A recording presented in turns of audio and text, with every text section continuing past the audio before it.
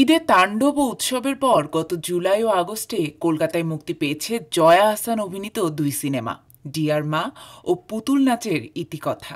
এ দুটি সিনেমার প্রচার উপলক্ষে কলকাতা ভিত্তিক ইউটিউব চ্যানেল ইন্ডালজ এক্সপ্রেসকে দেয়া এক সাক্ষাৎকারে সিনেমার পাশাপাশি ব্যক্তিগত জীবনের কথাও খোলাখুলি বলেছেন এই অভিনেত্রী। আপনার জীবনে বিশেষ কেউ আছেন কি?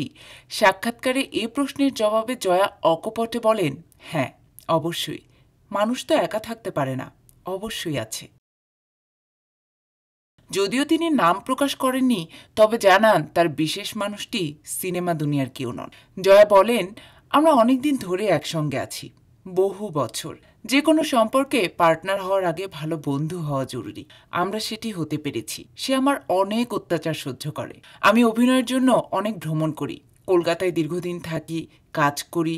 এসব কিছুতেই তার আপত্তি নেই। যদিও একসঙ্গে থাকার সুযোগ খুব কম হয়, তবুও আমরা নিজেদের মতো করে থাকার চেষ্টা করি। আমরা দুজনই খুব প্রাইভেট মানুষ। বিয়ে নিয়ে প্রশ্নে জয়ার উত্তর, এখন কিছু বলতে পারছি না। আমার খুব শিগগির বিয়ে করার ইচ্ছে আছে কিনা বা আদৌ হবে কিনা জানি না।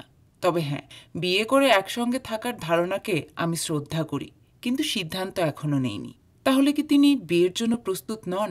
জয়ার ভাষ্যে, এটা প্রস্তুতির ব্যাপার নয়। আমার আসলে একটা ভীতি আছে, বিয়ের ব্যাপারে একটা ভয় কাজ করে।